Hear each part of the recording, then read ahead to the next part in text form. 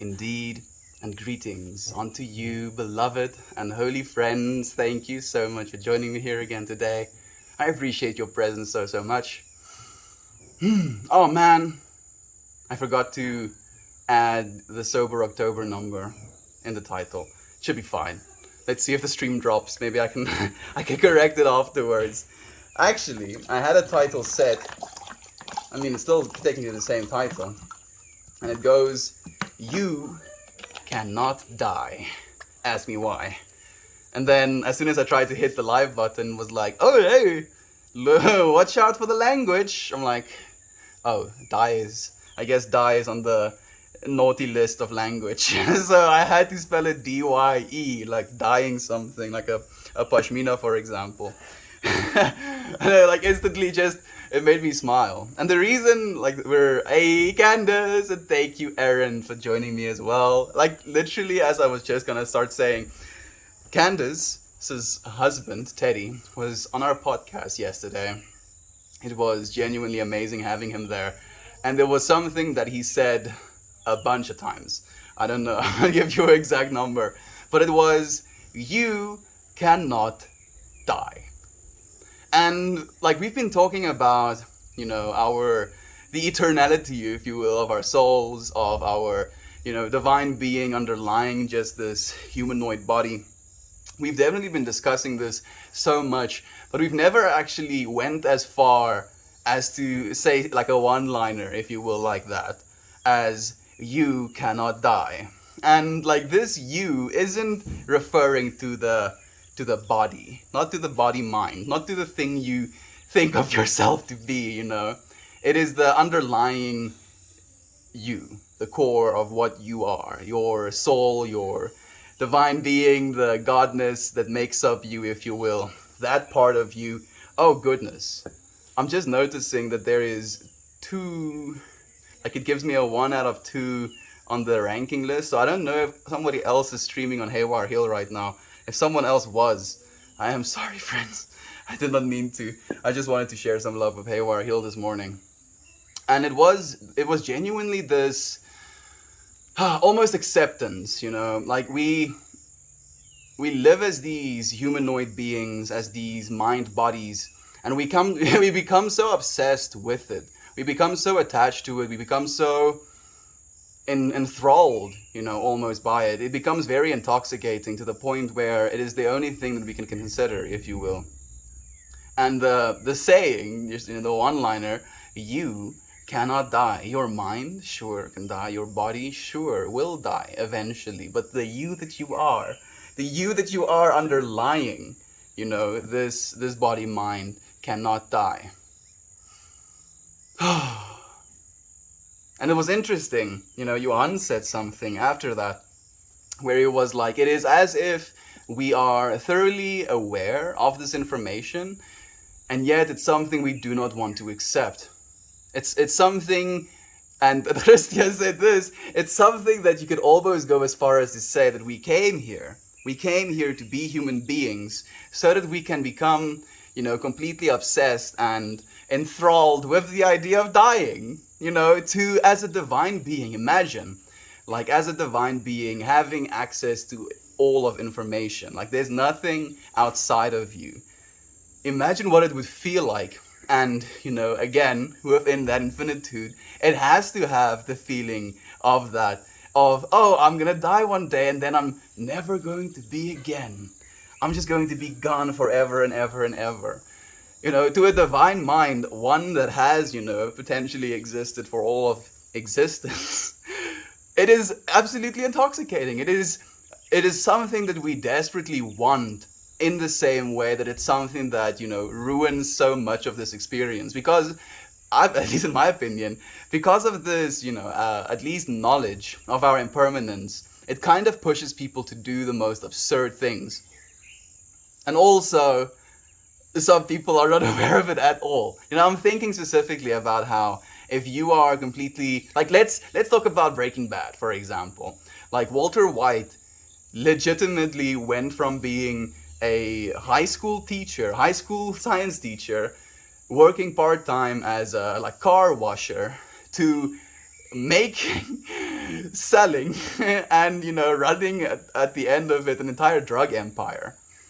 And literally he did that because of his impermanence, because he became thoroughly aware of his impermanence. He knew he was going to die, and as a result of that, he knew he had to do things to take care of his family. And you can extrapolate that kind of mentality to humanity. The way we're hurting our planet, the way we're hurting one another, is again with this obsession with, oh, my impermanence, I'm gonna die soon, I have to come, just get so many stuff, please, more. But no, you're all of it. There's nothing that you can get that is not already here. And as soon as you feel that, as soon as you take that into your heart, it changes your perspective on so many things. Okay, little rant over. Gob, thank you for joining me, Fred. Cody, it's so nice to have you here as well. You stink. Why are you a trans woman? I mean, if you're asking me personally, I wouldn't be able to say I'm a trans woman. But some women that are trans because they feel like they are a woman as a being. They identify with the feminine energy. And as a result of that, they want to embody the feminine energy. And who is it for us to say whether or not that is right or wrong? Let people have their experience, my friend. Infamous One, thank you for the wholesome, my beloved friend. I appreciate that so much. Love you, Jovan. Thank you for joining us as well. I just want to compliment you again. Jovan is doing Inktober as well as Sober October. And she was drawing the most, odd of creatures I've ever seen in my life. And yet it was so freaking beautiful. She has these 6 columns, I think with 20 prompts each, and then she rolls a 20-sided die, and then depending on which it falls for each one of those prompts, she does the drawing of whatever prompt she got. And the little creature that she drew yesterday is absolutely mind-bogglingly beautiful. I mean, it's not this account that she did it on, but to you friends who would be interested, I would 100% recommend you go and watch her as well. Where are you from? You sound South African. You are on point, friend. I love you, Infamous One. Christabel is here as well. Thank you for joining me, my friend. It's so nice to have you here. Hoof-hearted is doing readings on the hill, but no need to feel bad. Uncle Becky has this type of thing envisioned for his community. Okay. Thank you so much, God, for setting me free in your own way. Because I was thinking Aunt B or Uncle Becky was streaming at the moment on Haywire Hill. And that's why I was feeling bad. I was I didn't want to take anything from them. Energy can neither be created nor destroyed. Perfectly put. Cody, and you're inspiring me to read something worth saying with that, dude. We don't have a lot left. We have literally 2 left in this book. I have to go and write some more. So today, this is our thing worth saying. The end of all seeking comes when you choose to stop living as the ego. I genuinely feel like I'm making this up sometimes. We just have this one and this one left, and we did this one yesterday. And it's literally on the head of today's topic. The end of all seeking comes when you choose to stop living as the ego. Stop living as, oh, poor little me, small little being on planet Earth. Oh, woe is me, suffering. Oh, woe is me, sadness. You are it, my friend. Seeking stops when you stop living as the ego.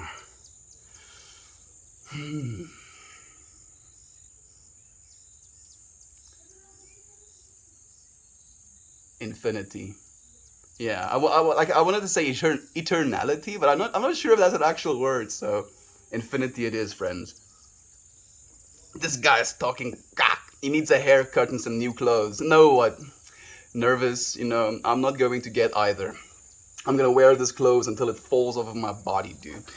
I'm glad you can speak of this with a smile, Estian. Of course, Candace. These things are not things that, intimidate me. Not things that make me sad. They can be things that can be hard to fathom, if you will, hard to, genuinely get a proper understanding of. But for some reason, I thoroughly enjoy that as well. I can't just. Love is true. And the one. Love is true. I'm digging this starting off point today, Melt. I've been feeling this as a life motto. Everything will be taken from you. I say this with the understanding that for something to be taken from you, it must first have been given to you. Gratitude. Like, I'm not going to, disagree with you at all, Aaron. I just feel like taking everything will be taken from you as a life motto again becomes a story that you don't necessarily want to tell yourself. Like, it's one thing to be aware of your impermanence and to be aware that this mind body will perish eventually. But it's a whole nother thing, for instance, of a relationship. If you go into that relationship knowing, or having it as a motto, this too will be taken from me. Because surely it will, be it through your death or be it through, your significant other's death, it will be taken from you. But being, or at least holding on to, I'm gonna go into this relationship, but what's the point? I'm gonna lose her eventually or lose him eventually. I'm not sure if it's 100% beneficial, Aaron. Maybe everything will be given back to you is another way to say it, because it's technically the same thing, but you're also adding the the likelihood of the permanence, if you will, right? So instead of just everything will be taken from me, like it sounds like eventually it will just be you naked without anything, where everything will be given back to me eventually, if you will, is the potential at least to leave you naked and yet give you your clothes back as well, if you will. I love you, dude. I love you so much, man. I'm so sorry that you've been going through some stuff. I hope you're better. How are you doing with your, you don't have COVID, but your symptoms, if you will? I hope you're getting better slowly but surely, man. Mel speaking facts with such perfect articulation. Dude, it feels like I'm firing on all cylinders, man. I'm feeling really good. Today, I woke up, I danced. I danced a little bit too excessively. I felt like, especially while I was laying there, I was like, dude, why did you have to do it so hard? I really went for it with the dancing and it was so much fun. But my body was not happy about that. My body was like, bro, bro, we don't have food and now you do this to me. And I was like really feeling bad. I got nauseous, and how do you sugarcoat throwing up? Yes, it happened afterwards. Only water, of course. And then I went and laid down. I had the fan blowing over me, and I had this sense of relief. And then directly after that, this headache set in. Like it was like, okay, I'm going to lift from you this nausea, and then I'm going to place back on top of it a headache. And I'm like, okay, I guess this is going to be the experience. And I went through it. I meditated with it as well, and yeah, I've just been drinking a lot of water. I did actually take some multivitamins as well, since I'm not eating anything. Multivitamins and your salts are 100% essential. So I'm just feeling good, dude. I'm feeling really, really good, Gav. Like this all-encompassing fast is so fun. Blake is here as well, or David S. Blake. Hey, Mel, how's it going, friend? Hate to be the voice of skepticism in the monks chat, but I'm against dogma as a general principle. David, again, dude, there's literally nothing for you to apologize about. This is the way it's supposed to be. I genuinely believe so, because if there wasn't any skeptics, then there would be this void within our universe where there is no skepticism. And our universe, and I would say us as well, are infinite. So there has to be all of it, my friend. For me, at least the way I listen with the intention to take information that serves me, right? I'll listen to the monk friend, and I won't necessarily take every single thing he says as fact, but I will listen to what he has to say and try and absorb at least what's fact to me from that information. Something he was talking about is the four principles or something like that. And one of the first of the four principles is that, Dad,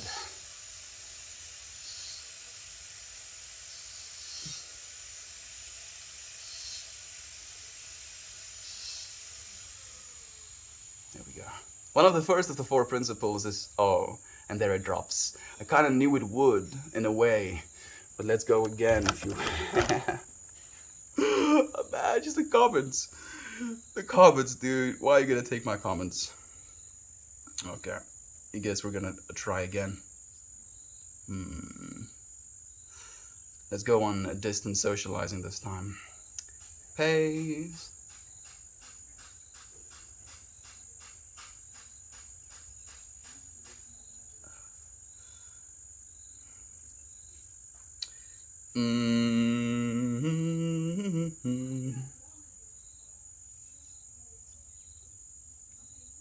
October. There we go. Bonk. And it goes live just like that again. Thank you for joining me again, friends. I kind of want to read my last thing worth saying. Are we gonna do it? Are we? Yeah, let's do it. Let's see if it's, again, aligned. You cannot imagine what you have not experienced, for imagination is the picturing in the conscious mind. Mind as we know it can only picture what is or has been. Oof! Thick boy goosebumps just all over my body. Huh? Like, I don't know if you feel the same way, or what the implications of what that is. I'm gonna read it again. Damn. You cannot imagine that what you have not experienced. For imagination is the picturing in the conscious mind. Mind as we know it can only picture what is or has been. Hot diggity damn. So, at least what that means to me, dude, the way I feel about that information is into the fact of the things you've imagined, right? Like, you can imagine, let's do a little thought experiment. You can imagine a world where instead of trees like this, we had inverted trees, where the roots were sticking out of the ground, right? You can kind of picture that as a thing, that a universe exists. Because you cannot picture anything that hasn't been or will be within infinity. It realigns me again with this understanding that, if there was a creator to this universe, he wouldn't create by using something external. Wouldn't take wood and make a table. He wouldn't procreate. Wouldn't need a significant other in order to actually create something. So the only way there is a possible way for that beingness to create is through imagination, through the mental scape. And in that way, we are literally a part of that mental scape, part and parcel, smack dab in the middle of that mental scape, being animated, if you will, as loving thoughts. Thank you. Oh goodness, it's gonna be a good stream. Now he has a book. That was a fast change, lol. I mean, I was like kind of iffy whether or not I wanted to read that thing we're saying, and then it just kind of slapped me. It's like, hey, wake up. So I'm happy we did as well. And we're back. Yes, we are. Thank you for joining me again, friends. Candace, Infamous One, Cody, Matthias.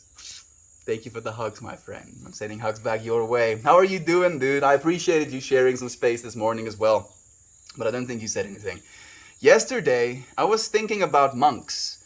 They shave their head and eyebrows as to remove distractions of the ego, correct? I can see an argument that may be a vanity in itself. What do you think?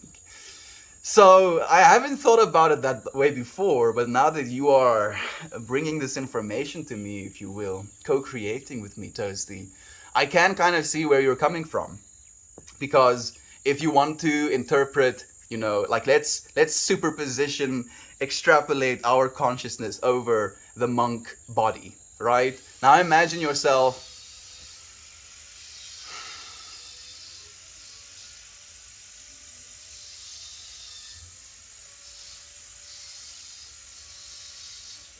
I'm gonna go ask him.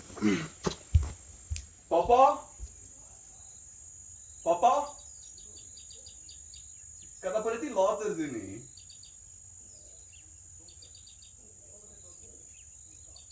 Okay, dankie.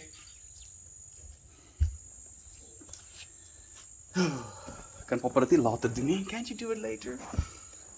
But apparently it's finished. So okay. Okay. So what Toasty was saying about how technically it could be a sign of vanity as well. So again, we superposition, place our consciousness into the monk body. We look out into the world as a monk.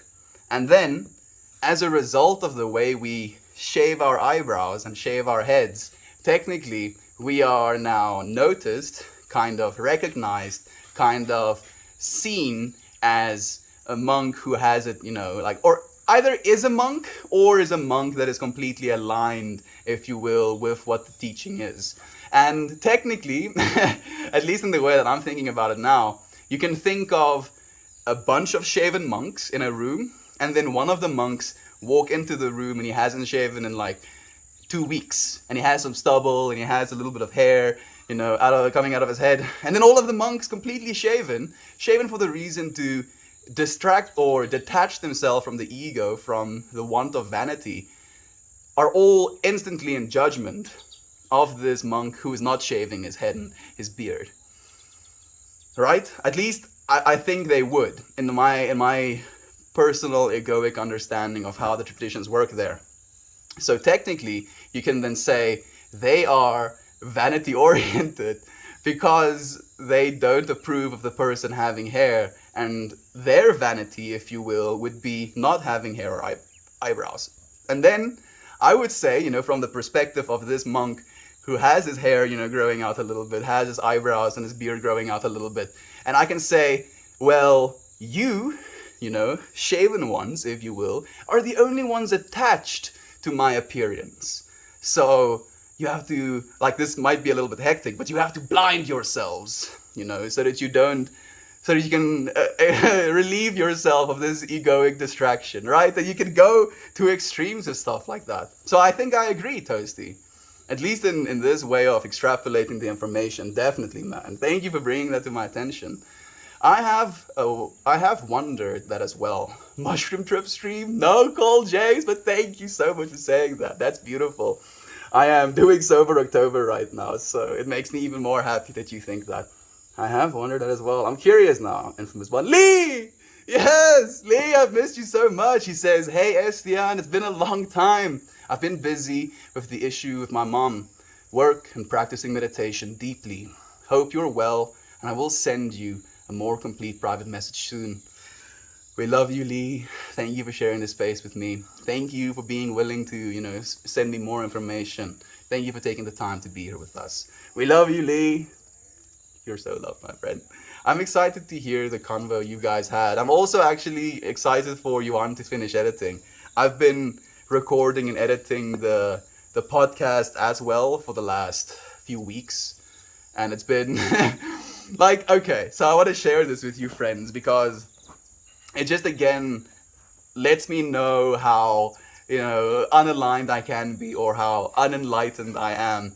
Because I was doing this, also recording the streams, and, then having to go and edit them, and then having to go and upload them to YouTube, having to go and fetch a thumbnail, if you will, edit a description, put a title in. It's not that much work, but it is, additional effort, if you will. And I was just thinking to myself, damn it, I'm streaming every single day, I'm doing this every single day, for the last 275 days.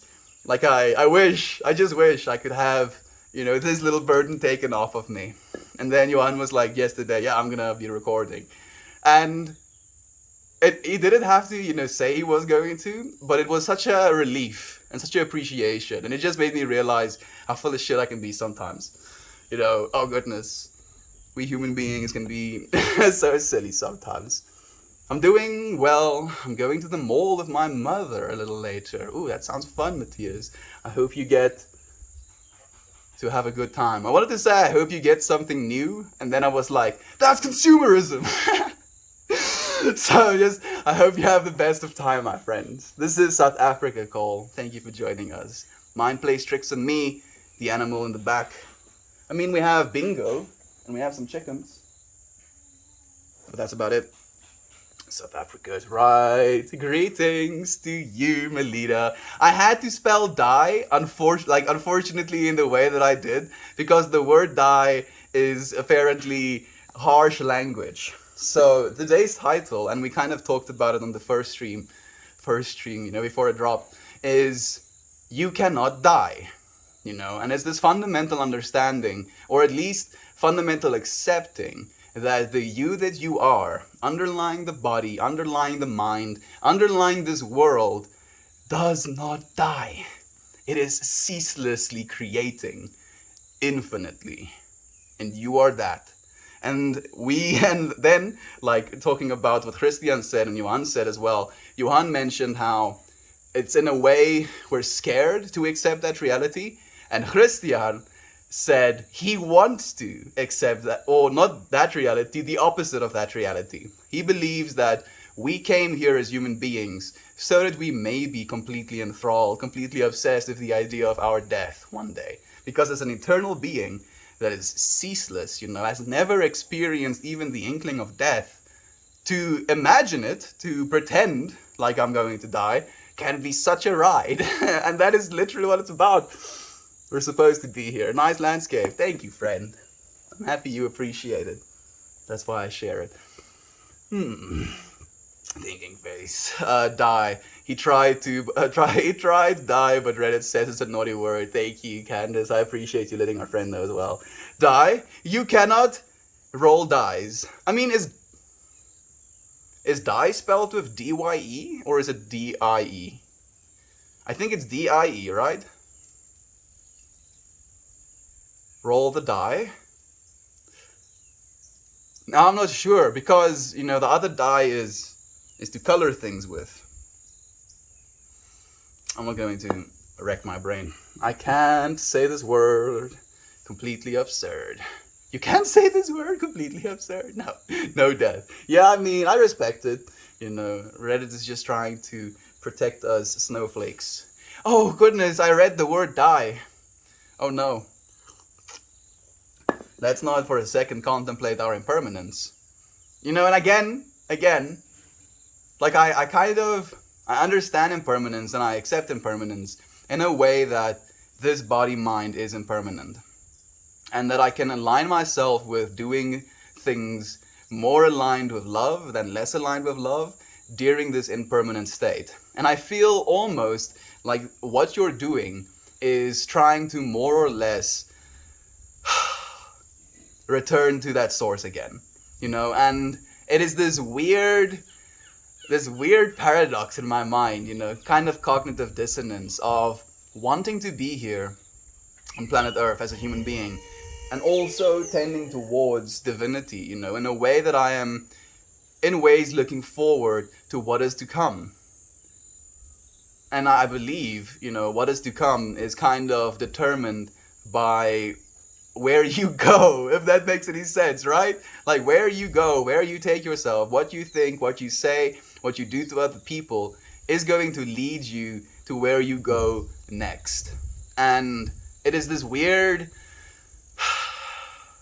almost like joke of trying to get again back to the singularity, back to oneness, back to a complete sense of completion, and also reverting back to an incomplete form to be able to experience that as well. Makes me think of this thing Duncan Trussell said when he went to his meditation teacher or spiritual advisor or whatever you want to call it, and with like genuine compassion, genuine seriousness, genuine feeling, his teacher told him, "This is hopeless."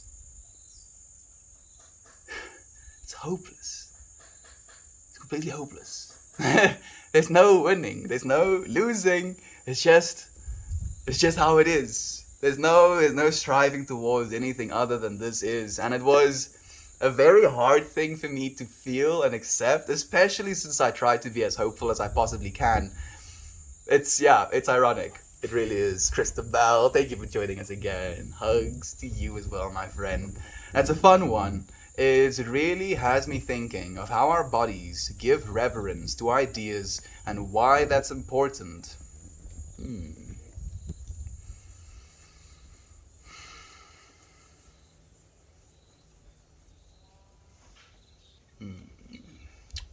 Reverence to ideas.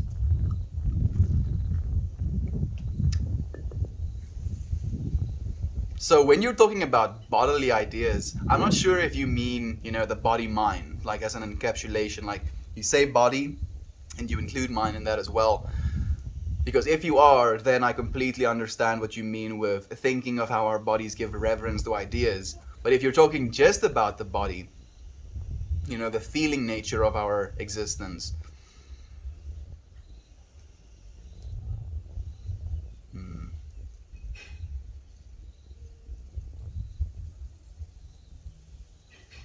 what's interesting to me, Toasty, and this might be me trying to, or being biased, if you will, I would rather say, I feel like the body's idea, at least one of the ideas that the body instantly recognizes and wants to give reverence to, is love.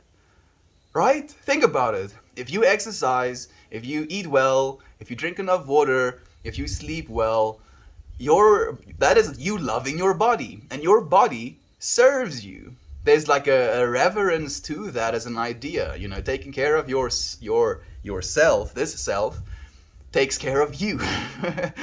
Man, thank you, Toasty. Thank you for the hugs again. Christabel, I appreciate it. And we're back. Here we are again, Aaron. I love you, dude. How are you feeling, man, otherwise? How are you feeling? Like, I'm curious about a bunch of things, dude. We have to have a chat again soon. I made him a chocolate mushroom milkshake before you guys talk. He hates the taste of mushrooms. Man, that kind of explains some things. I kind of feel it now. Thank you, Candice, for letting me know afterwards. I know, but I immediately thought of my mush. Thank you, Ifam, as well. I love you as well, my friend. Your friend sounds like he enjoys adrenaline. Oh, Christian. Does Christian enjoy? I don't think so, actually. Does he? Man, I feel like I know this dude, like a brother. And yet I do not know if that is a truth or a falsehood. If he enjoys adrenaline.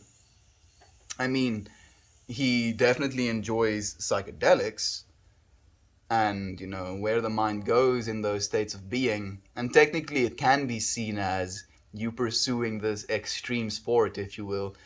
Only the extreme sport is your own mental escape. Dude!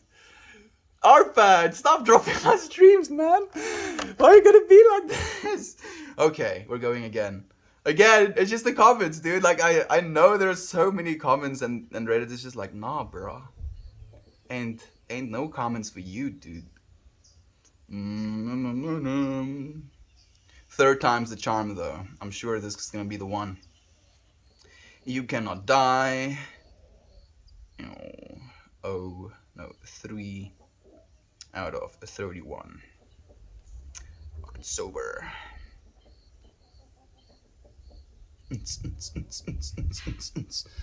Let's go again.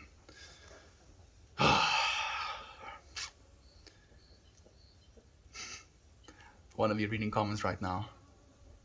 We were talking about the whole adrenaline junkie thing, and I wanted to say how technically you can see, pursuing or taking, if you will, psychedelics as this mental gymnastics. Like, you can experience so many things so quickly in your mental scape that it can be seen as an extreme sport. Only your physical being isn't as much in danger, if at all. I wanted to say that your mental being might be in danger. I mean, it could be. Could be if you're not prepared correctly. Could be if you're not aligned with whatever it is you're experiencing. Could be if you don't set intentions.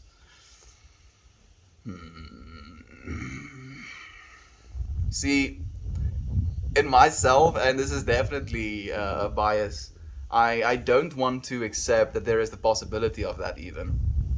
There we go. We're back. Our pan is so spicy. The spiciest of spice, infamous one. Like, I don't mind at all the streams, the actual feed dropping. I just wish I could have all of those comments, placed back in my stream. Unfortunately, that doesn't work. The stream shall not die. Yes, you're right, Toasty. We're going to continue until it's time. Toasty has said it, so it shall be. Let's go, D. Thank you again, Christabel. It's so nice to have you here, my friend. Like, I was thinking about you today, interestingly enough. Like, you showed up 3 days ago. I think at the start of Sober October, right? Or maybe a day before it.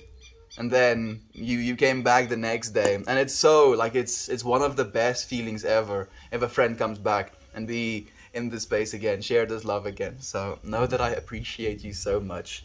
Streams apparently die. It's true, Cody. Like, we as beingness does not die, but unfortunately everything around us, including the body around us, does. And it's not something to be feared, it's not something to be angry about, it's not something to dread. Death is not dangerous. Thank you for the heartwarming, my friend. I appreciate your love. If you friends would be willing to, can you please, resend the messages that you've sent before? I would love to hear them. Thank you so much for remembering me. That's incredible. You're loved, friend. You're loved. I won't say, you know what? I can't actually say that. No, can I say that? I wanted to say. I won't say that I remember and know every single person, but if you co-create in a way that is significant, and I read your name enough, then I very much do remember. And if you show up frequently enough, then it's impossible for me to forget. It is such a moment of respite when stumble on this feed. Love to you. Love to you as well. Thank you. The peace, the space between me. I like your username, dude. The space between me. I genuinely like your username, dude. What does it mean? What does it make me feel? The space between me. Now that I'm looking at this external world, technically all of it is space between me. How about that? I'd love to you, Fred. This stream is gonna stay up. Freaking crossing all of the fingers, crossing my toes as well. God, this is gonna be the one, dude. What a perfect analogy. Streams are like the body. All of us jumping to the next stream is like the soul that never dies. Yader, thank you for joining us, my friend. That is beautiful, dude. It is. Quite literally it is. Because, again, the stream dies. And something is lost with the stream. Like the, let's say, body of text. And in the same way, this body of meat, if you will, can die. And yet the energy underlying the stream, us, continues. The consciousness continues even though the stream and the body of text alongside with it has perished. Yeah, thank you, Yader. That's beautiful about it. I love that so much.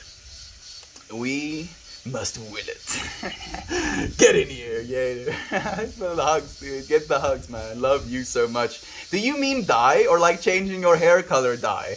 I'm happy you asked that, Bluebird, because unfortunately, Reddit believes the word dye, D-I-E, is a naughty word. So I wasn't allowed to say it. Or type it in the title, if you will. But yeah, the title very much is You Cannot Die. The underlying force that is you, the beingness that is you, the consciousness that you're experiencing at this moment does not die. Your body might, your mind might, but you do not.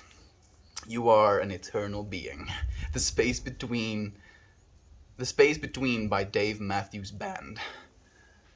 Is it just the space? No, it is the space between me. I don't think I've heard that song, unfortunately, but I appreciate you joining us, Mariah. Thank you for sharing the space. How are the girls doing? How are the boys doing? Yeah, they're boys, right? Am I missing it? I think they're boys. How are your kids, my friend? How are your small little divine beings? And how are you? I didn't know about that song until long after I used this, but how amazing. Is it a song that you feel resonates with your name as well, The Space Between Me? I'm kind of sad that math doesn't support fractal universe theory. I want Whoville to be a thing. Dude. I mean, yeah, unfortunately, our math, not in this physical reality, supports that. But, in just the next dimension over, it does, unfortunately. Well, fortunately, I would say rather. Because at least, okay, so this is the way I'm experiencing it. Like, the whole Horton Hears a Who. Is it Horton Hears a Who? Whoville? Yeah, Horton Hears a Who movie is kind of based on this understanding that there are these big beings, and then this one big being, an elephant-ish creature, was hearing things from a small little speck of dust, if you will, or a little inconceivably small planet. And he could hear people screaming from this little, thing. And in that universe, that smaller universe is encapsulated inside a larger universe. And technically, you could say us as human beings is that. We are these smaller universes encapsulated inside of a larger universe. But I would go as far as to say that it is still possible for there to be these infinitesimally small, like if they were to enter our reality, our physical 3D.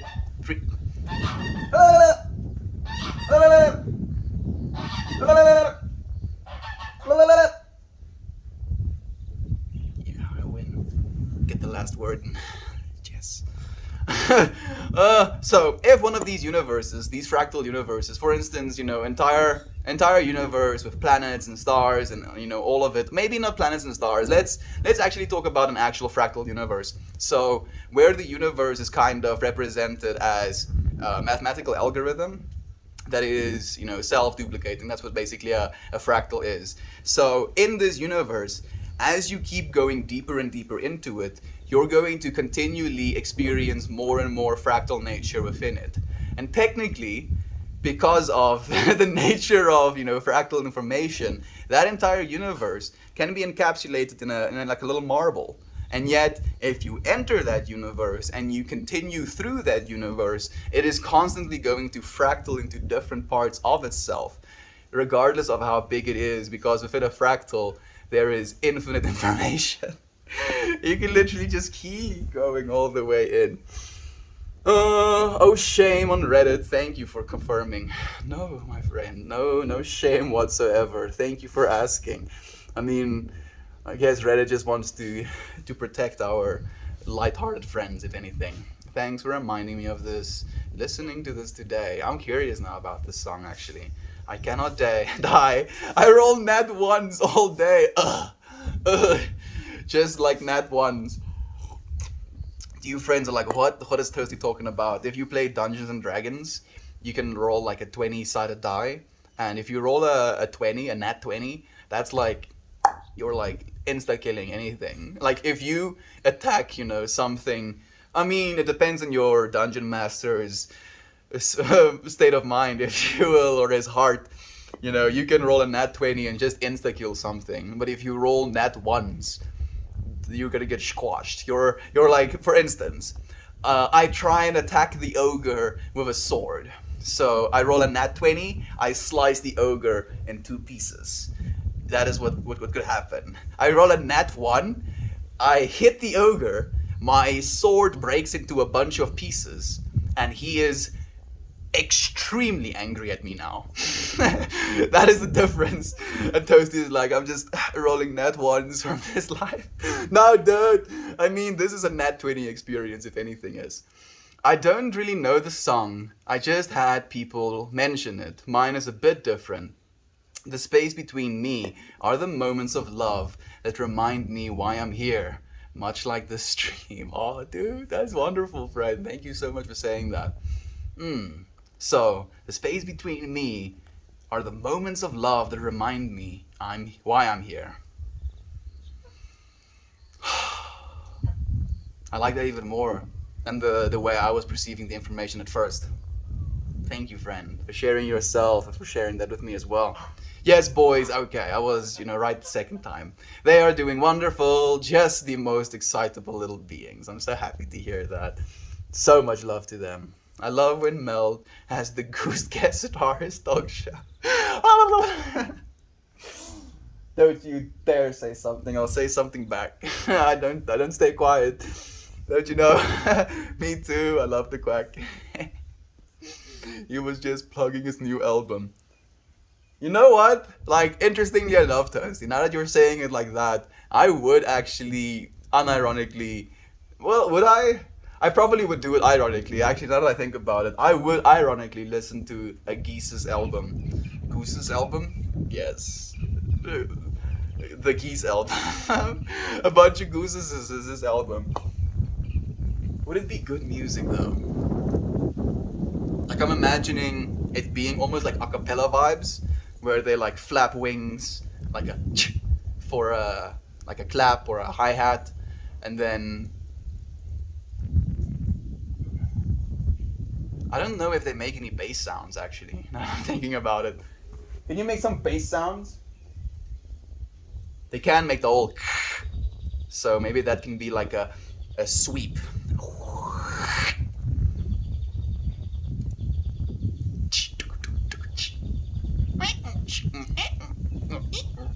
No, I'm gonna stop. Just plugging his new album. Perfect. Science's job is to explain the physical world and its laws. It had to separate itself from religion to move forward because the non-physical cannot be proven unequivocally. Unfortunately, that is true. Okay, Bluebird. I agree completely with that actually. And I also believe that on top of that being... What? What's it? What? On top of that being the fact, it makes me... It drives me insane, I would rather say, how people would deny science, like be like, oh yeah, science isn't true. And I'm like, excuse me? They'll say that and at the same time hold on to the belief that their individual religion is 100% fact. And it hurts me to look at that cognitive dissonance. Like witnessing someone be completely disassociated with the fact that science isn't something you have to approve of or have to believe in to be the way that it is. I really do hope, at least within the next 20 or 30 years, we do kind of gain some leeway with metaphysical science. I don't know what that would mean, but I would love to see it. Imagine if we had the capacity to, with science, influence the metaphysical realities. I mean, the way I'm thinking about it, if you could tap into the metaphysical reality that is, just pure energy or pure creative force, you could probably, at least this is the way I'm interpreting it, I'm probably, 100% off. I'm speaking from my ass right now. But imagine if you could tap into this sourceness and then prompt that source in a way, and then within the physical reality, because of the prompt you send, something manifests or materializes, let's say rather. The material matter reality that we're a part of. It's quite surreal sometimes. Ciao! Why can't I die? I can die. I can die in any color. No one can stop me. Ciao. I mean, if you're gonna be a dictator, dude, just color yourself purple or Like, I think purple give you some Thanos vibes. Just, jump into like a big old vial of the purple dye, emerge as our one true leader. He is the only purple being. Obviously, he has to be the dictator of the world. To you friends that don't know what I'm talking about, Chow and Nelson's stream yesterday was like, I read, or he watched how to be a dictator or how to tyranny or something like that, and he was like, nah, the world is going to shit. I need to be a dictator to fix things. And I'm like, okay, Chow. Okay. The fractal theory, like if Jack the Pumpkin King had an infinite section of doors to open. This is fractal theory. No. At least, a fractal is something that self-repeats, if you will. So, if you go into a fractal at any point, eventually you'll find your original fractal within the fractal. Does that make sense? I don't know if it does.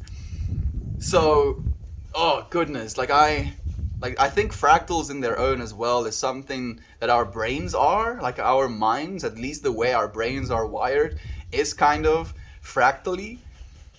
And yet it's so difficult to really explain it. Like if you wanna really understand or see what a fractal is, just go Google the Mandelbrot set. Yeah, that is a stonky fractal that is really satisfying to look at, and yet also uncomfortable or gives you the heebie-jeebies somehow, at least to me. That infinitude can be intimidating sometimes. Jack, do you have any advice for someone struggling with alcohol addiction? Unfortunately, professional scene, I don't really have any experience with alcohol addiction personally or with people in my life. So I'm not, giving you any information from a place of knowing. I'm literally just giving you information from a place of feeling.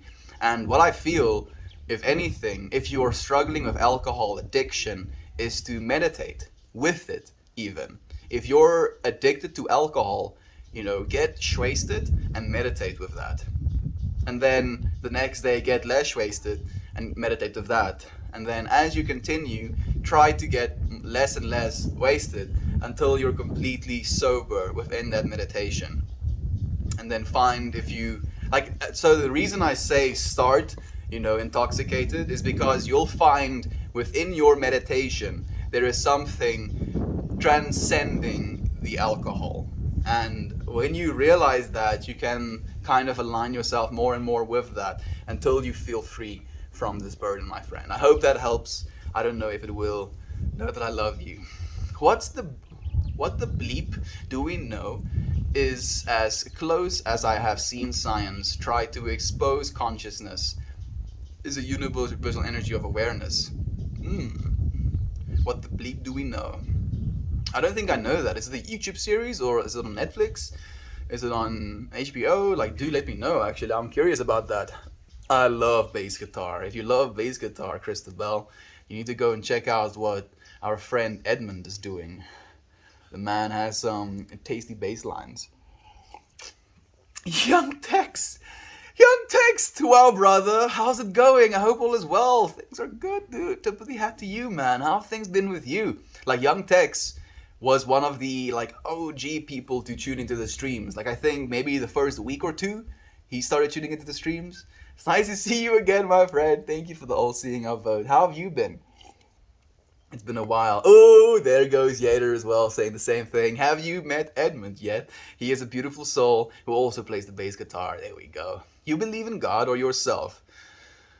Oh, I believe in God and myself. Yeah, that was very fun to say. How about that, ATDB? How about you, friend?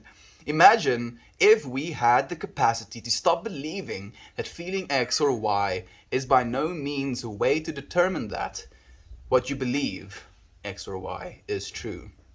Amazing investment. It's a good point. And you know what's interesting to me? Imagine if we had the capacity to stop believing. We do. We actually do. Sometimes it requires things, like be it fasting, be it meditation, be it breath work, be it chanting, be it prayer, be it psychedelics. When you take a significant amount of like a significant enough dose of psychedelics, you'll realize how your capacity to believe, if you will, in X or Y kind of falters. Like the way you articulate and the way you perceive things completely fall out of order, and you reevaluate everything. It literally wipes away the thing you think you know, and it leaves you in a place of complete almost vulnerability to rebuild yourself from that place. So yeah, we do. We have that capacity. Amazing investment. Wow, really? No, I don't think I have. Yeah, Christabel, you'll love it, my friend. Dark Zombie, yes. Thank you for the helpful. How have you been, friend? It's nice to have you here again.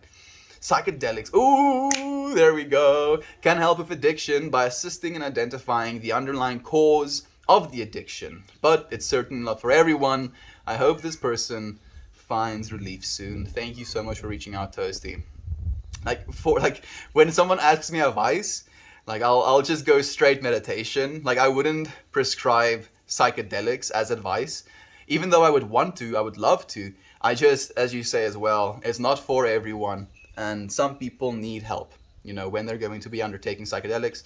And since I cannot physically be there to help them as I would want to be, I do not think it would be okay for me to suggest that. So I appreciate you suggesting it instead. He is normally here during the weekend streams.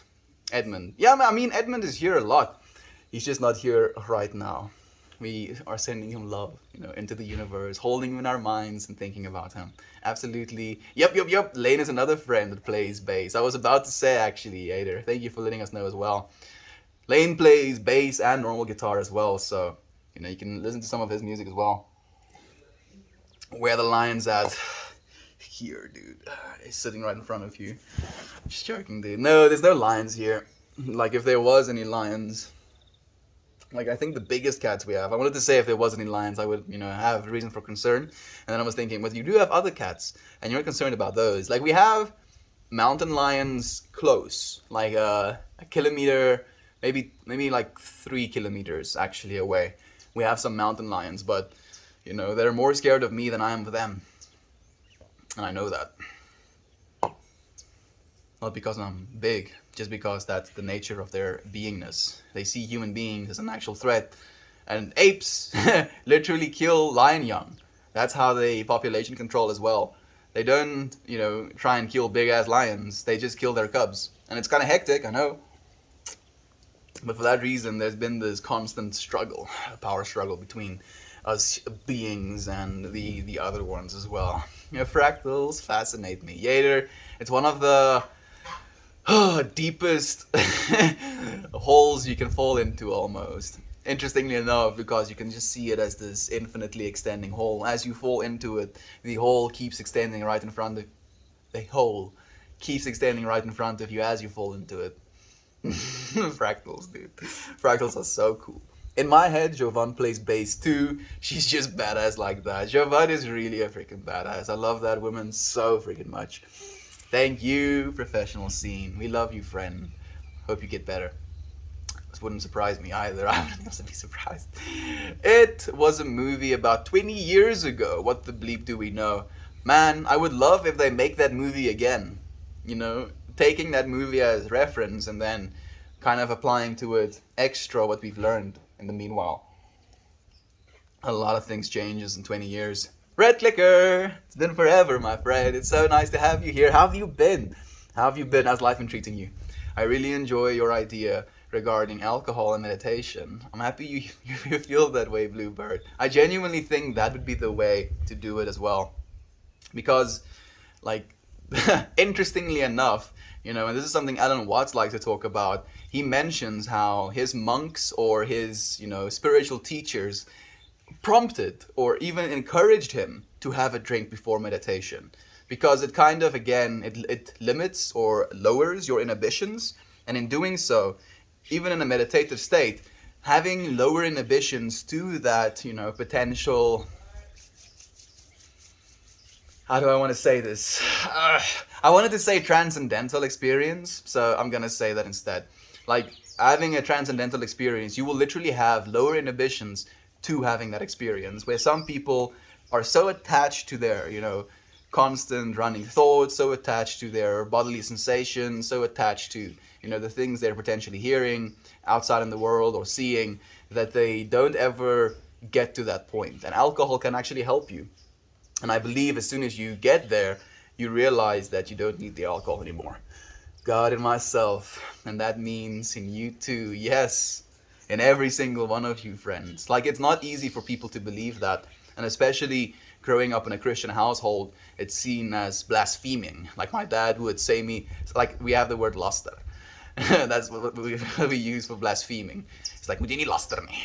Like when I say, me and God are one, and it's not me saying I am the actual God, bow down before me. Absolutely not. It's just the understanding that this physical reality isn't separate from this Godness, and I am, as a physical being, within that reality. So there is no separation between me and what we consider to be God. And in that way, God is in me as He is, or she is, or it is, or, enter whatever word you want to. They are in you, and always in you. Tridimethyltryptamine. I have no idea what that is, friend. Good morning to you, Red. Thank you for welcoming our friend. My man, what it do? So glad to catch your streams. I am bad at having extra time. Shrooms for depression is on another level, apparently, though. Interesting. Yeah, dude. Very much so.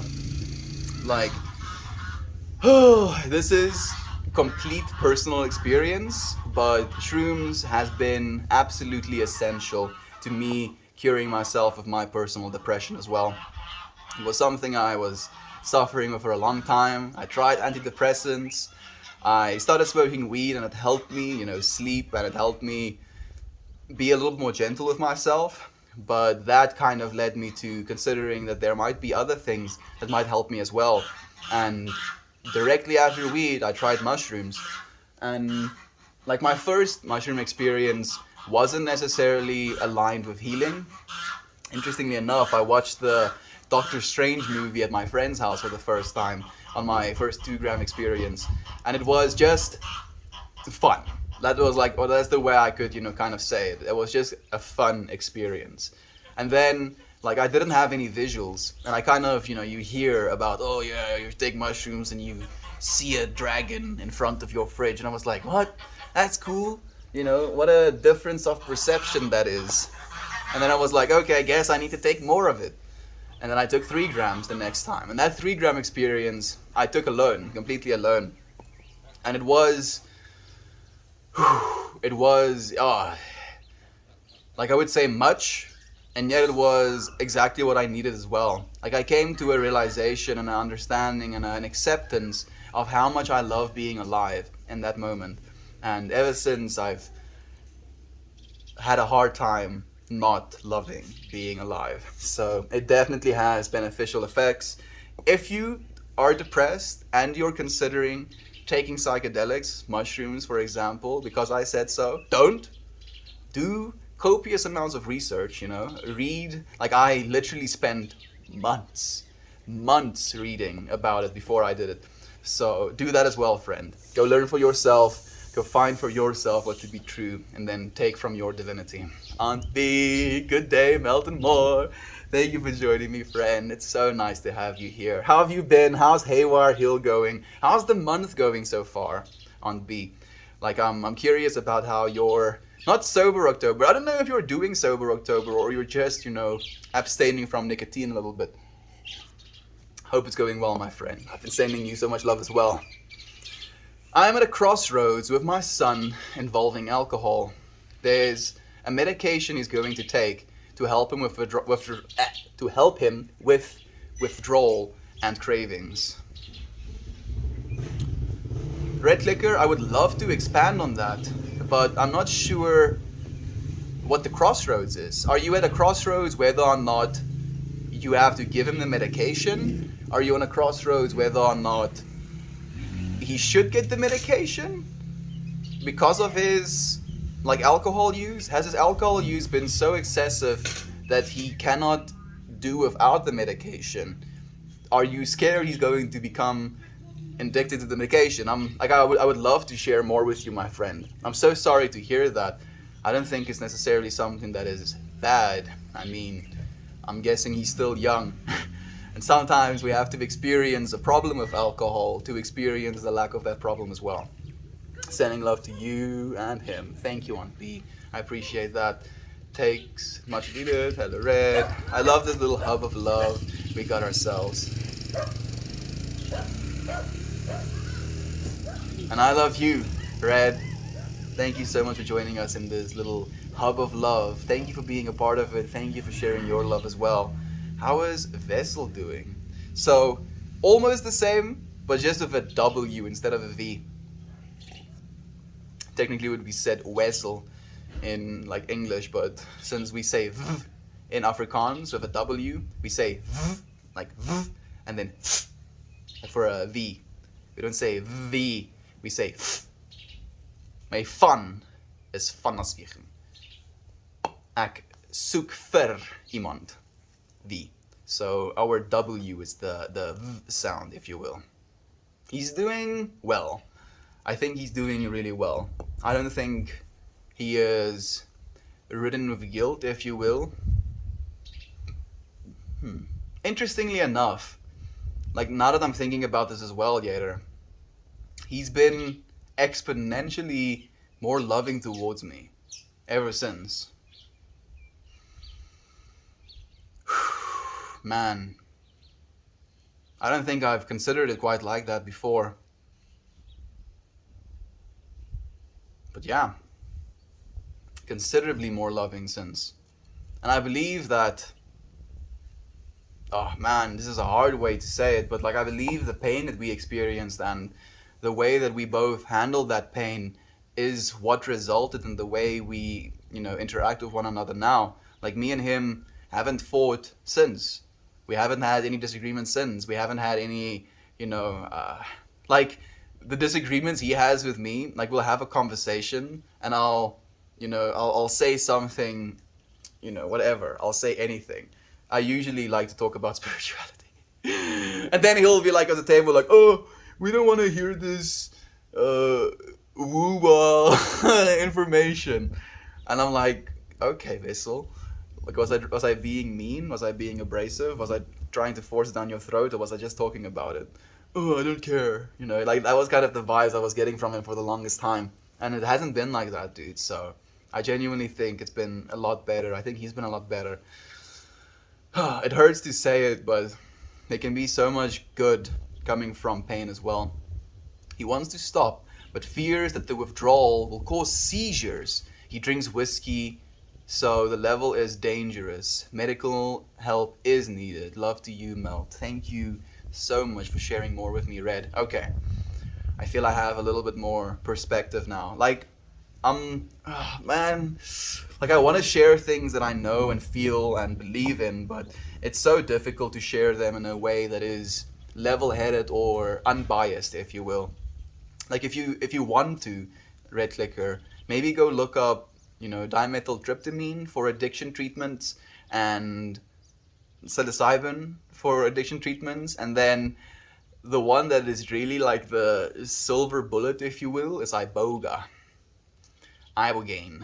That stuff, oh goodness, the molecule is three-dimensional, and three-dimensional in the way where most of our neurochemicals are kind of two-dimensional.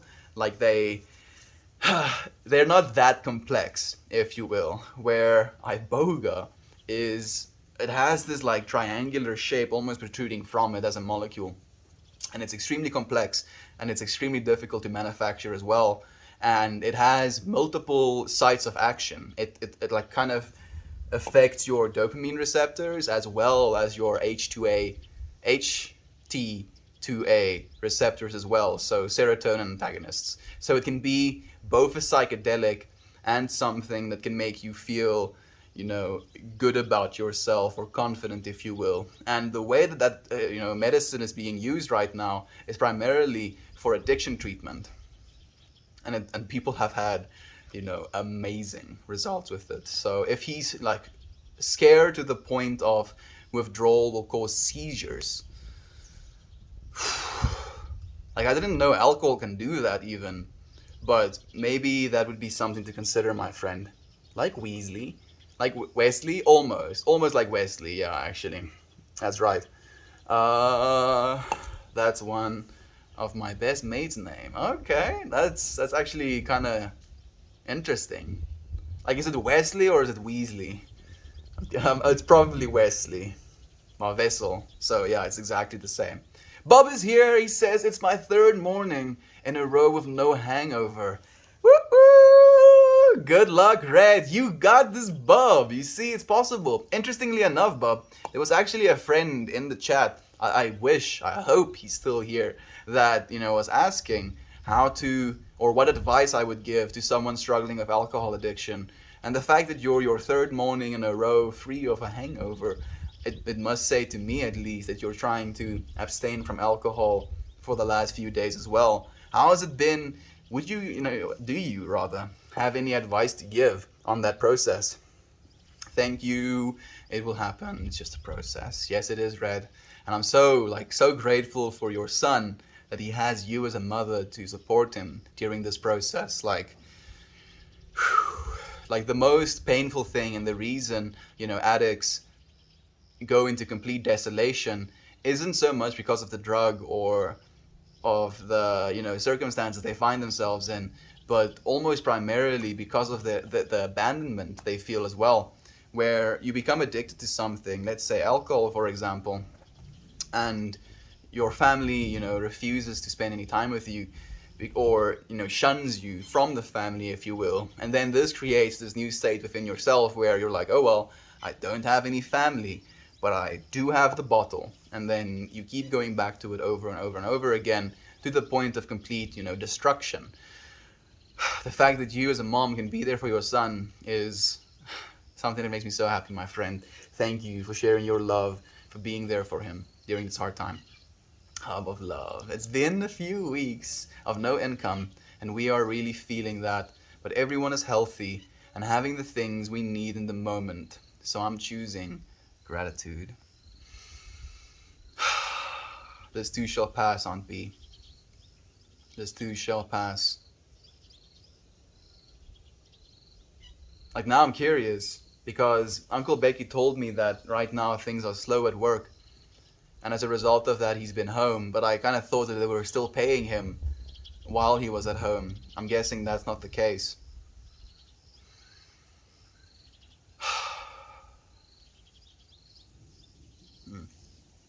I don't know if this is relevant on B. But as soon as I closed my eyes, I saw this blueberry kind of, fractally duplicating. So I see that as just abundance. Infinite blueberry abundance. Or blackberry abundance. Like, I don't know why, Aunt B. Actually, I do know why, but I genuinely, when I think about you, I kind of imagine, or I think back to that stream where you're just walking, through the fields, picking blueberries or blackberries, and it made me so happy to see a being, within nature, experiencing nature's fruits, if you will. So maybe that's also a part of it. Infinite abundance coming your way. Thank you for choosing gratitude, Aunt B. This is the only way. I'm grateful that there is some light that came out of all the darkness. I'm also grateful, Yader. So to you friends who don't know, some of you might, I actually edited a video of Kiki of a bunch of our last streams together. And I've watched it so many times in the meanwhile as well. And I actually kept my devastation at the end of it in, and also my understanding that even though I was feeling this pain, I wasn't supposed to try and escape it or project it onto my brother, who was potentially the cause of the pain. And every single time I watch that video, I just, break out in tears. It just destroys me all over again. and yet I keep going back and doing it again, dude. It's it's weird sometimes. There can be so much good coming out of the darkness. Thank you, Yater. We appreciate you, man. Sorry to hear Uncle Becky is back at work, though, yeah? I'm wondering as well now, actually, Gob. Sending love, I can imagine. That is a very stressful time. All the best on this portion of your journey. Thank you, Cody, for sharing that love as well, my friend. Infamous One says, I sit quietly, pensive, regarding alcohol. I wish your son the best during his battle. The problem about alcohol, and again, it's not the molecule itself. There can be a positive experience coming from, alcohol as well. Technically just, upregulates the amount of GABA that's released and dopamine that's released. So it's not the alcohol that's the problem. The problem is the way of consumption, and the frequency of consumption to keep that level in the state that it is. And also the fact that alcohol is toxic to us. It's extremely toxic. It's so bad for us, and we have to drink a lot of it to get the effects of it.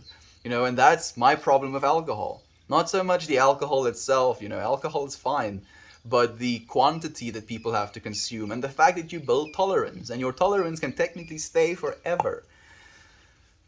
So it becomes this, you have to drink more from the start after having drank before, just to get back to what you felt before, and then you have to continue drinking to hold on to that feeling while you're literally like devastating your body. Man, I'm sending your son so much love, Red, so much love. Onyx, it's been so long, friend. Thank you for joining us again. How long has it been?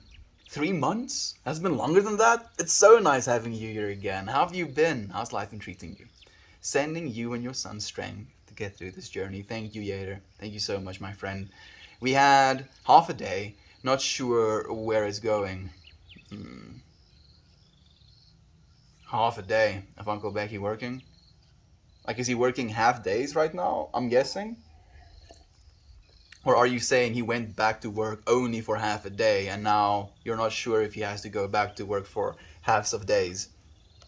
Love sent back to you, my friend. What does day 273 represent? I've been streaming consecutively, friend, every single day for 276 days.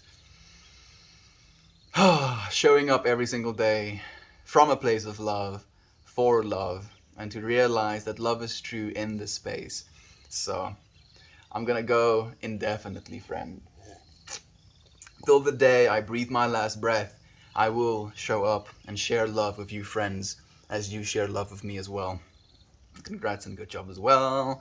It is pronounced Wesley, okay. But he's a ginger, absolutely smattered with freckles. So he gets the Weasley a lot too, but he loves it and hams it up. Like, yes, give me all the affections. I love that. I'm so happy to hear that, man. Still here. Thank you for the support and love. Thank you, friend. We love you, dude. Like this, that's why I was, wondering if you're still here. It's just because I was thinking, man, I love this dude. I hope that he can learn from this information as well. Thank you for the love, Onyx. I have embraced him entirely until he gets through this obstacle. And Red, I genuinely believe and I know that he's going to remember that for the rest of his life as well. And in turn, is going to be strong enough to provide that help, that love to someone else in the future. Hang tight, Aunt B. We will focus on positive thoughts for Uncle Becky. Job picking up more. Absolutely. I see infinite abundance flowing into Haywire Hill. Oh, that stream sounds beautiful. It's not a stream exactly, Christabel. It's like a little edited video. It's on the YouTube channel, but I've sent a link, but I didn't tag anybody. It's just thinking about it, it melts my heart. Like the very first moment, like I'm just starting to stream, like I hit the live button, and she like walks up to me, pushes her little head underneath one of my scarves, and I just give her the best lovin's. It's so nice. The only advice is to replace alcohol with awesome food and chocolate milkshakes the first few days. Food makes the brain happy. Obviously, don't overeat for longer than a few days. I mean, I agree kind of, bub.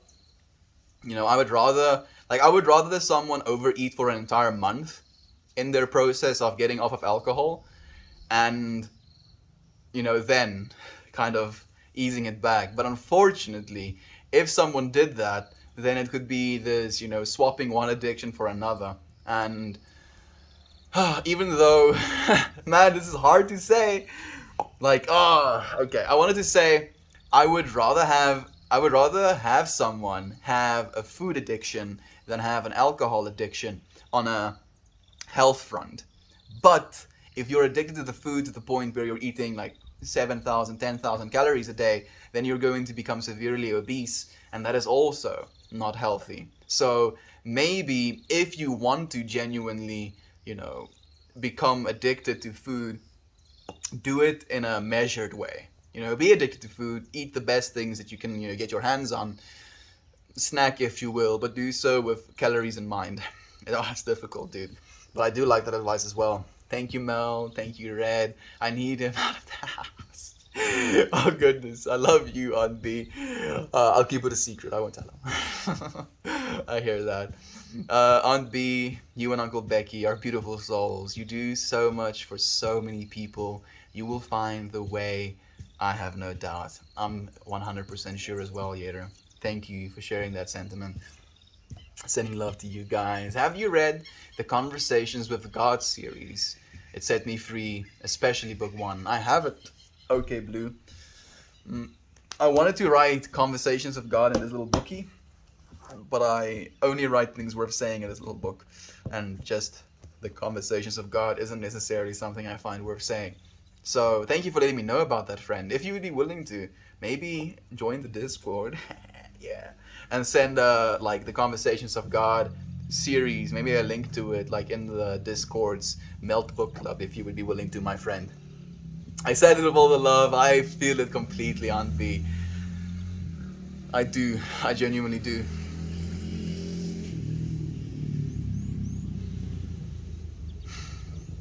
Man.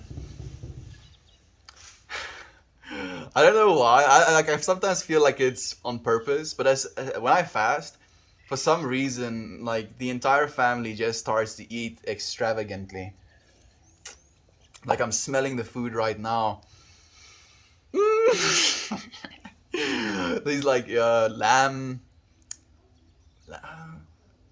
What do you call it? A lomboat? Lamb ass? Yes, lamb ass. In a nice little like, what do you call those things? We call them braaiblikke, but I'm not sure what you call them in English. It's basically like a steel container that has a lid that you can put over it. Why do I not know the word for that? Do you know the word for that? Please let me know so I can learn something new. Anyway, and like lay the bottom of it with potatoes and then drop this piece of lamb on top of it, and then you bake that in the oven. And like that's one of the things that just exudes this smell of flavor that is almost intoxicating. And I'm like, really, Mom? Now, day 3, the hardest day of fasting, this is what you do to me? I can weather it. I'm strong. Hey to you, Lane. We were just talking about you, friend. Thank you for joining us, man. So nice to have you here. Your ears. There we go.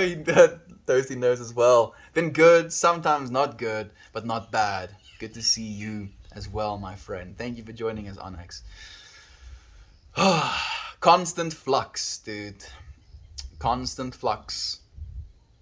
The sine waves, the pendulum the pendulum swings, the waves ebb and flow.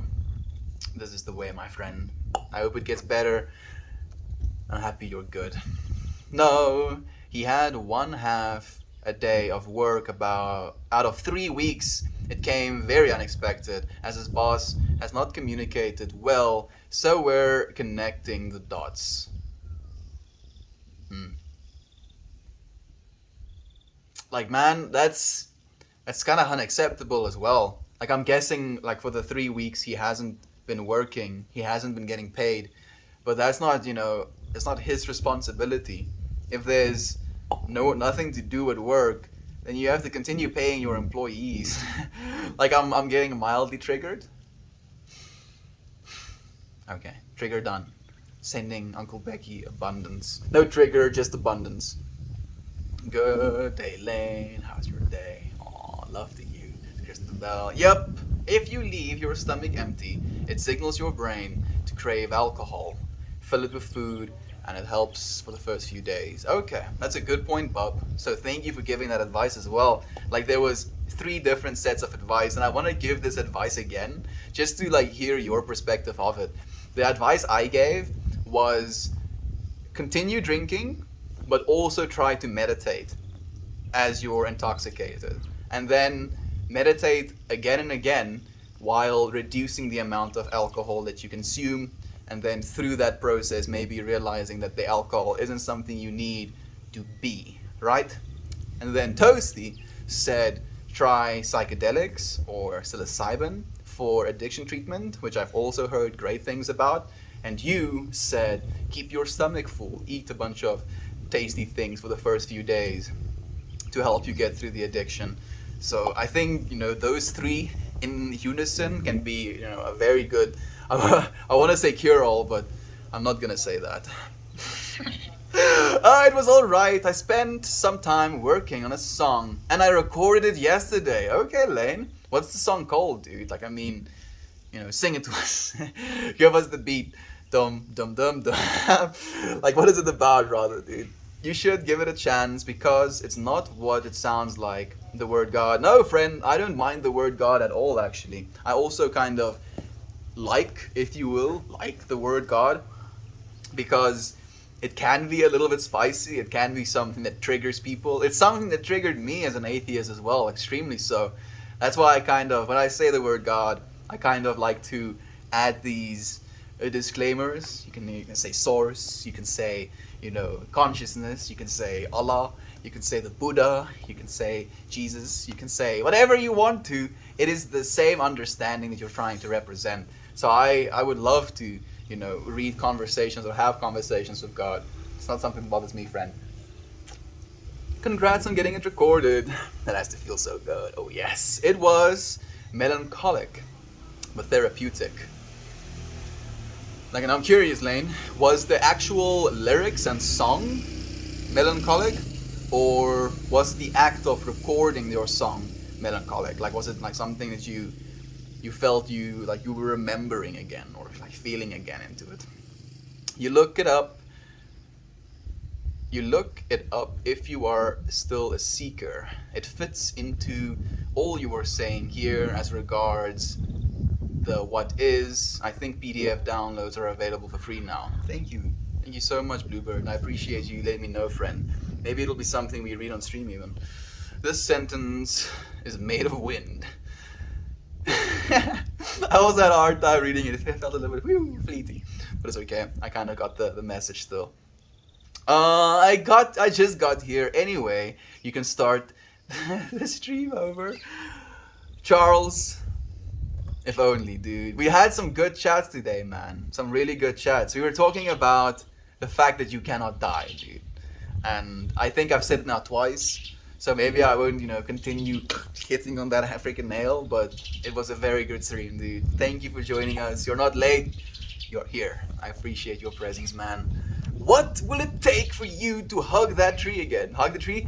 Like, right now, unfortunately, I mean, I wanted to say right now, unfortunately, I can't hug the trees because there's no tree, what do you call it? Branch, big branch, in frame. But I can just do that, so I'm gonna be full of shit if I say that I can't. I'll go hug that tree for you.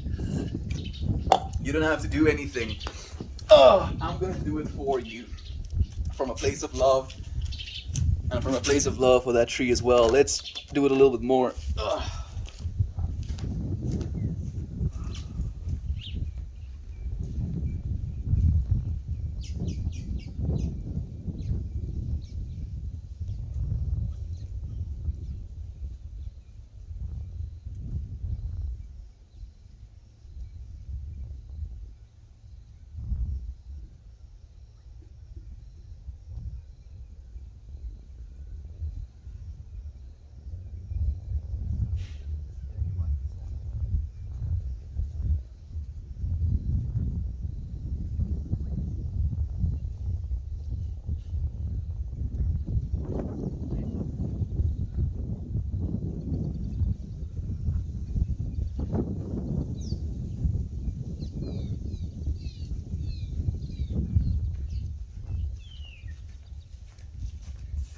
There's some really pretty clouds happening right now as well that I would like to share with you, friends.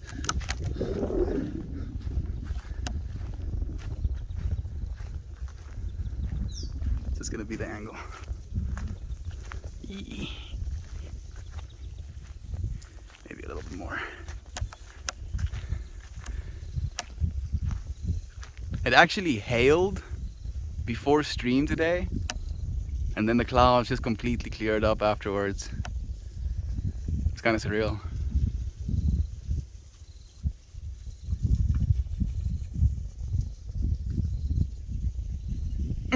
Thank you, nature, for being so beautifully divine.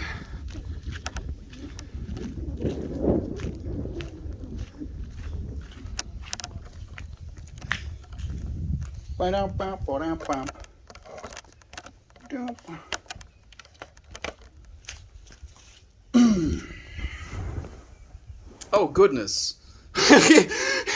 Like the first thing I see is just like the showering of tree hugs. Thank you, friends. I appreciate that so much. Love to hear.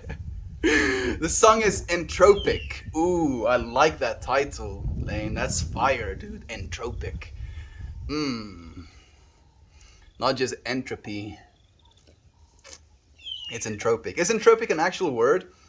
If it's not, I give you all of the honor in creating it, Lane. I think all those cessation from alcohol tactics are good. You gotta do all three. Everyone needs a special, unique to them reason to stop. It has to come from inside yourself. I'm not quitting booze forever, but I have successfully quit nicotine. There we go. I'm proud of you, bub. Nicotine, again, for the same reason, is something I don't approve of, just because of the frequency of use. You know, like, people actively smoke a whole pack a day, 20 cigarettes a day. If I had to smoke 20 joints a day, I would just be crawling wherever I go. But it's not the same thing with cigarettes. Like, it's okay for you to smoke that much. I appreciate all the advice at the watering hole, where we all are full of experience and love. And we appreciate you sharing, Red. Thank you so much, my friend. Thank you for being so vulnerable, for being so willing to share your intimacy with us. We love you. Are you in Jamaica? No, dude. I'm not in Jamaica. I'm in South Africa, actually. Are you in Hawaii? No, still not. The song itself is very sad. Recording went definitely differently than I expected. The experience was melancholic. Okay, thank you for letting me know.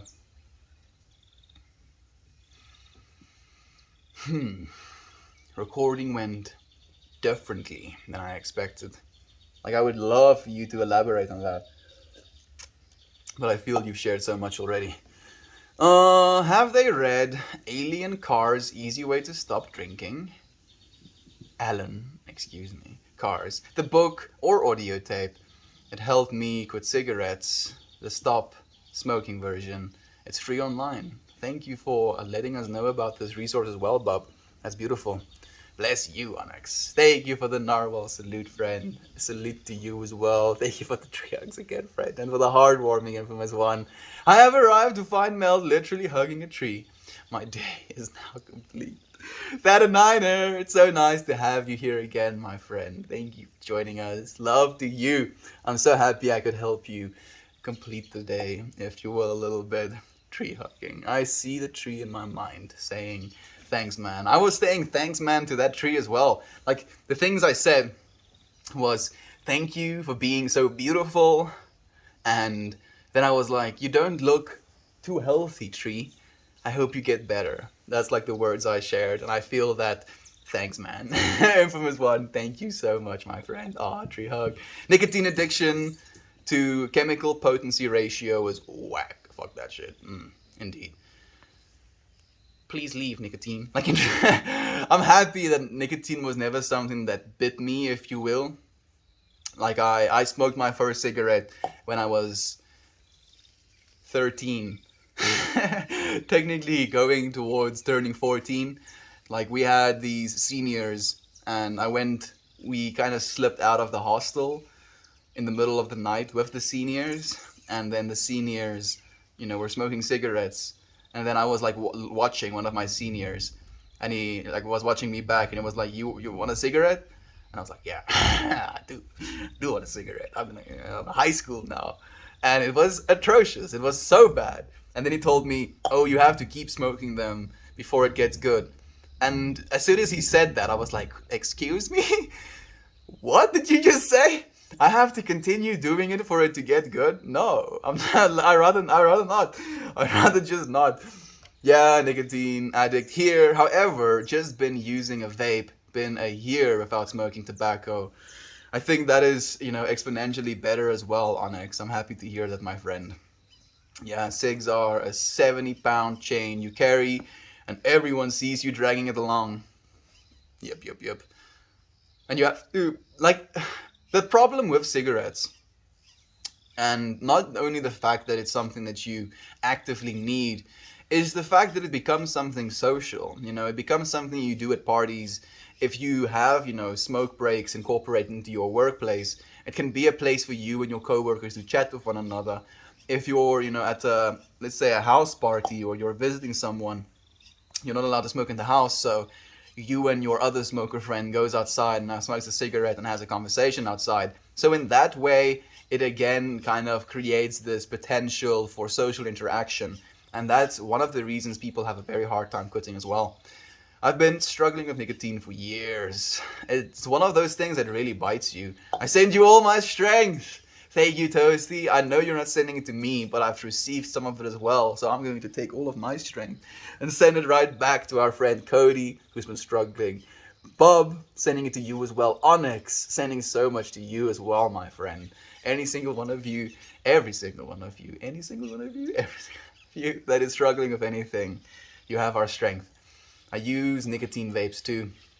They are fun. When I was in China, I actually was really kind of chunking on those, especially during the lockdown. I definitely smoked a lot of nicotine. But it was never something I got addicted to. And as soon as I stopped being in lockdown, I just stopped smoking them. I don't know if that's weird, or I'm supposed to have withdrawal, but I don't believe I have withdrawal symptoms. Like, I've been having some headaches, as of late, but I think that's more withdrawal from caffeine than it is from cannabis, actually. And also the fact that I'm fasting.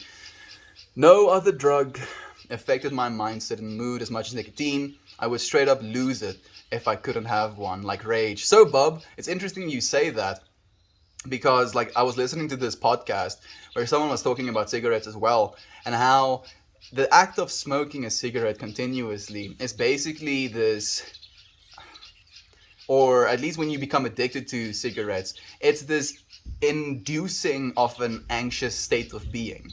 And the only way to mediate that anxiety is for you to smoke that cigarette.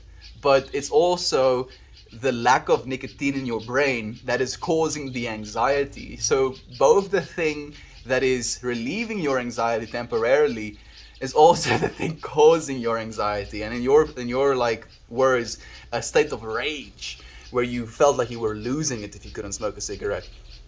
I'm so sorry, my friend, but that's a good old nicotine. Hey, we have Kira here, my friend. Thank you for joining us. So nice to have you.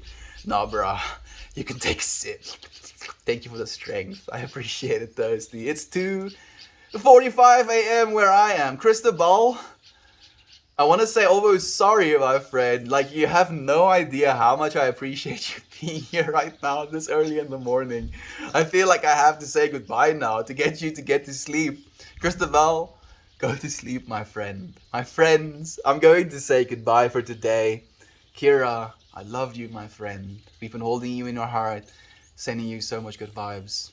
Thank you, friends, for sharing this space with me, for being here with me, for living into our permanence in this moment. I'll see you again tomorrow. Goodbye, everyone.